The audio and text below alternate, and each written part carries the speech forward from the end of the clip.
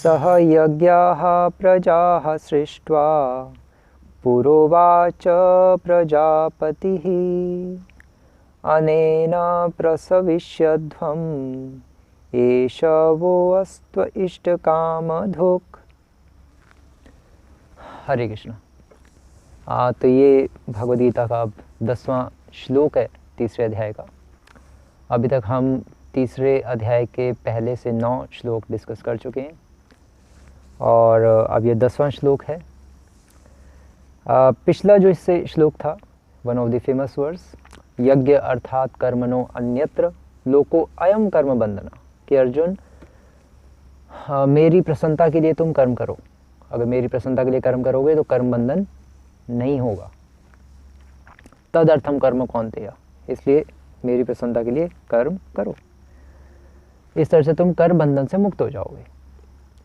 और ये मैं तुम्हें ऐसे ही नहीं कह रहा, भगवान कह रहे हैं अर्जुन को।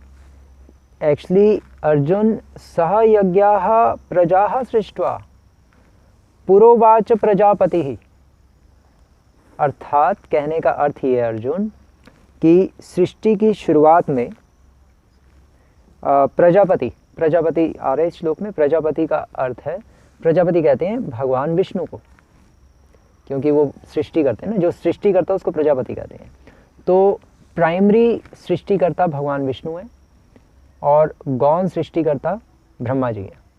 तो श्री प्रभुपाद ने इस श्लोक के तात्पर्य में भगवान विष्णु को प्रजापति, श्री प्रभुपाद श्री बलदेव विद्याभूषण जी की कमेंट्री को लेकर चल रहे हैं, तो इसलिए बलदेव विद्याभूषण और श्री प्रभुपाद लिख रहे हैं कि प्रजापति का अर्थ है भगवान विष्णु, क्योंकि वो ओरिजिनल प्रजापति है, मेन प्राइमरी प्रजापति वही है, असली सृष्टि कर तो वही करते हैं, रॉ मटेरियल्स तो वही देते हैं। इस श्लोक में अब भगवान कह रहे हैं अर्जुन को कि अर्जुन प्रजापति पुरोवाच सृष्ट्वा प्रजाः सह यज्ञाः, मैं उल्टा ले रहा हूँ फर्स्ट लाइन को, मतलब अल्टीमेटली भगवान अर्जुन को कह रहे हैं कि अर्जुन प्रजापति अर्थात विष्णु ने, भगवान विष्णु ने पुरोवाच, उवाच कहा, कब कहा, पुरा अर्थात जब उन्होंने क्या किया था, सृष्टवा, सृष्टि बनाकर फिर उन्होंने कहा, किसको कहा, प्रजा अर्थात मनुष्यों को कहा, जब मनुष्यों को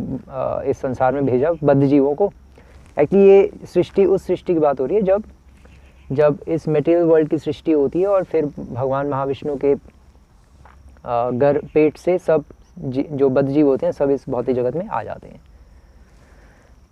सहयज्ञ, तो इस तरह से भगवान अर्जुन को बता रहे हैं कि सृष्टि की शुरुआत में भगवान विष्णु ने समस्त जीवों को जब इस भौतिक जगत में भेजा तो फिर उनको कहा कि सहयज्ञ, कि इस यज्ञ के साथ, किस यज्ञ के साथ, जैसा कि हमने पिछले श्लोक में डिस्कस किया था, यज्ञ अर्थात कर्मणो अन्यत्र, विष्णु की संतुष्टि के लिए किया गया कोई भी कर्म यज्ञ कहलाता है। तो भगवान अब अर्जुन को कह रहे हैं कि सहयज्ञ, कि ऐसा सृष्टि की शुरुआत में वहाँ जब भगवान विष्णु ने बनाई सृष्टि तो उस टाइम उन्होंने सभी जीवों को कहा कि इस यज्ञ के साथ सहयज्ञ अनेन प्रसविष्यध्वम्, इससे तुम सभी लोग प्रसविष्यध्वम्, अधिकाधिक समृद्ध हो जाओगे इस यज्ञ को करने से, यज्ञ के द्वारा। यज्ञ अर्थात विष्णु की संतुष्टि के लिए किए गए कर्म को यज्ञ कहते हैं। एक तो यज्ञ होता है प्रोसेस, जैसे हम हवन यज्ञ हो गया, या जैसे हवन यज्ञ, ओम स्वाहा स्वाहा, वो यज्ञ एग्जैक्टली केवल वो यज्ञ नहीं है। यज्ञ का अर्थ है यज्ञ अर्थात कर्मणो अन्यत्र, जैसे कि पिछले श्लोक से कंटिन्यूएशन में हम दे रहे हैं, यज्ञ मतलब भगवान विष्णु की संतुष्टि के लिए किया गया कोई भी कर्म, उसको यज्ञ कहते हैं। यज्ञ को इंग्लिश में कहते हैं सैक्रिफाइस। सैक्रिफाइस मतलब होता है त्याग, तो भगवान के लिए त्याग करना वो यज्ञ है। वैसे तो श्री भक्तिवेदांत सरस्वती ठाकुर कहते थे कि भोग करना भी गलत है और त्याग करना भी गलत है, क्योंकि हम भोग हम कैसे करें, क्योंकि सब कुछ तो भगवान का है, और त्याग भी हम कैसे करें, हम कुछ छोड़ ही नहीं सकते जब हमारा कुछ है ही नहीं, तो भोग और त्याग दोनों ही गलत है। लेकिन यहाँ पर सैक्रिफाइस जो त्याग की बात हो रही है, त्याग अगर करना भी है तो विष्णु की संतुष्टि के लिए करो, भोग अगर करना भी है तो भी विष्णु की संतुष्टि के लिए करो। त्याग विष्णु की संतुष्टि के लिए कैसे किया जाता है? जैसे एकादशी व्रत में हम निर्जला व्रत रखते हैं या कम खाते हैं उस दिन और भजन ज़्यादा करते हैं, तो उस दिन विष्णु की संतुष्टि के लिए हमने अपनी जो नीड्स हैं उसको त्यागा। और भोग विष्णु की संतुष्टि के लिए कैसे करते हैं?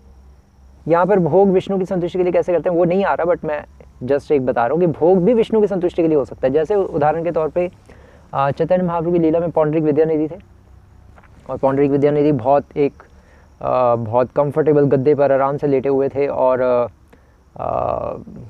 उनके नौकर चामर डुला रहे थे, और उन्होंने सिल्क के कपड़े पहने हुए थे, और गदाधर पंडित देखकर बहुत कंफ्यूज हो गए। तो वो भोग कर रहे थे किसकी संतुष्टि के लिए? विष्णु की संतुष्टि के लिए भोग कर रहे थे, इसलिए ताकि कोई मुझे पहचान ना पाए कि मैं प्योर डिवोटी हूँ, मुझे अननेसेसरली पूजा का प्रतिष्ठा नहीं चाहिए। पौंडरिक विद्यानिधि का ये भावना थी माइंड में, क्योंकि पूजा लाभ प्रतिष्ठा केवल शु करे रविष्ठा। भक्तिदास सरस्वती ठाकुर कहते थे कि केवल सुअर की टॉयलेट है पूजा प्रतिष्ठा की इच्छा, और कुछ नहीं है। तो भोग भी और त्याग भी इस तरह से हमें भगवान की संतुष्टि के लिए ही करना चाहिए। खासकर त्याग, यहाँ पर अभी त्याग की बात हो रही है, यज्ञ मतलब त्याग। त्याग भगवान विष्णु की संतुष्टि के लिए करना चाहिए। किसका त्याग यहाँ पर जो वर्णित हो रहा है इन श्लोकों में?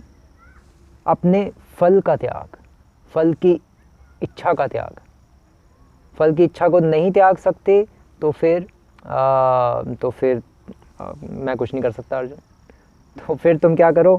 तो फिर अब भगवान इस श्लोक में बता रहे हैं कि अनेन प्रसविष्यध्वम, किस तरह से जब भगवान विष्णु ने शुरुआत में सृष्टि की, सभी जीवों को भेजा और फिर उनको कहा कि अब तुम मेरी संतुष्टि के लिए कर्म करना, तो फिर तुम इस भव बंधन से, कर्म बंधन से छूट जाओगे। इसलिए श्रील प्रभुपाद इसके तात्पर्य की पहली लाइन में लिख रहे हैं कि प्राणियों के स्वामी विष्णु द्वारा भौतिक सृष्टि की रचना बद्ध जीवों के लिए भगवत धाम जाने का सुअवसर है। ये मटेरियल वर्ल्ड, ये जो भौतिक जगत बनाया गया है, ये हमें यहाँ से निकालने के लिए बनाया गया है। ये सुधार गृह है, जेल है ये, लेकिन इस जेल में हमें रह के सुधरना है, एक अच्छा आचरण करके दिखाना है। जो हम यहाँ पर इस जेल में रह के जो कर्म करेंगे वो भगवान की संतुष्टि के लिए करें, विष्णु की संतुष्टि के लिए, तो फिर हमें इस जेल से रिहा कर दिया जाएगा, हम बैक टू ऑर्डर चले जाएंगे। अदरवाइज हम इस जेल में रहेंगे। ये जेल बनाया हमारे लिए ही है ताकि हम सुधर जाएं, लेकिन सुधरेंगे तभी जब हम ये फॉलो करेंगे। तो इसलिए भगवान कह रहे हैं कि अनेन प्रसविष्यध्वम, और उनको कहा जीवात्मा को शुरू में बनाकर भगवान विष्णु ने कि तुम सब दूधो नहाओ पूतो फलो, आराम से रहो, लेकिन कैसे? अगर तुम ये मेरी संतुष्टि के लिए जियोगे तो व अस्तु इष्ट कामधुक, तुम्हारा अस्तु, तथास्तु कहते हैं, तो वह अस्तु, तो तुम्हारा होगा कल्याण। क्यों? क्योंकि तुम्हारा इष्ट कामधुक, तुम्हारी समस्त इच्छाएं पूरी होंगी। समस्त इच्छाएं अर्थात शरीर यात्रा तुम्हारी पूरी हो जाएगी। तुम्हें जीने के लिए जो भी चाहिए वो अपने आप फिर भगवान प्रोवाइड करेंगे, अगर तुम भगवान की संतुष्टि के लिए जियोगे तो। इसलिए विष्णु की संतुष्टि के लिए जीना ही, कृष्ण की संतुष्टि के लिए जीना ही जीवन का लक्ष्य होना चाहिए। अब वैसे यहाँ पर श्रील प्रभुपाद इस तरह से पिछले श्लोक के कनेक्शन में हमें बता, तो भगवान अर्जुन को समझा रहे हैं कि विष्णु की संतुष्टि के लिए यज्ञ करना चाहिए, और रेफरेंस दे रहे हैं कि विष्णु ने ही जब शुरू में सृष्टि बनाई थी, मेरा जो अंश है विष्णु, जो मेरे अंश के अंश का अंश है, जब उन्होंने जब ये सृष्टि बनाई थी तो उन्होंने प्राणियों को कहा था कि अब तुम मेरी संतुष्टि के लिए ही कर्म करना तो तुम सुखी रहोगे, नहीं करोगे तो दुखी रहोगे। अगर मेरी संतुष्टि के लिए कर्म करोगे तो जीते जी भी सुखी रहोगे और मरने के बाद भी बैक टू गॉड चले आओगे और सुखी रहोगे। तो ये इस तरह से इस श्लोक को समझा जा सकता है। श्लोक में प्रिंसिपल डिस्कस हो रहा है, प्रोसेस नहीं हो रहा। प्रिंसिपल, सिद्धांत क्या है? सिद्धांत ये है कि अगर हम विष्णु की संतुष्टि के लिए कर्म करेंगे तो फिर हम खुश रहेंगे। विष्णु की संतुष्टि, अपनी संतुष्टि छोड़नी पड़ेगी, कुछ पाने के लिए कुछ खोना पड़ता है। अगर अपनी संतुष्टि रखेंगे तो फिर कुछ नहीं होगा। तो यहाँ पर प्रिंसिपल, सिद्धांत की बात हो रही है इस श्लोक में कि सिद्धांत क्या है? सिद्धांत ये है, यज्ञ का अर्थ है कि विष्णु की संतुष्टि के लिए जीना। पर्पस ऑफ यज्ञ इज टू प्लीज विष्णु। यज्ञ का लक्ष्य है भगवान विष्णु को खुश करना। वही भगवान समझा रहे हैं अर्जुन को यहाँ पर कि अर्जुन, यज्ञ का लक्ष्य है मुझे खुश करना। तुम अपने बारे में क्यों सोचते जा रहे हो? इसलिए युद्ध करो। अभी युद्ध करना ही तुम्हारे लिए यज्ञ है, तुम्हारा स्वधर्म है वो। मेरी संतुष्टि के लिए जीना यज्ञ है, तो अभी मेरी संतुष्टि कैसे होगी? मैं संतुष्ट तुमसे तब होऊंगा जब तुम युद्ध करोगे। इसलिए युद्ध करो, तो फिर तुम खुश रहोगे और वैकुंठ आओगे या गोलोक आओगे। तो इस तरह से इस श्लोक को समझा जा सकता है। हरे कृष्णा। श्री प्रभुपाद की जय।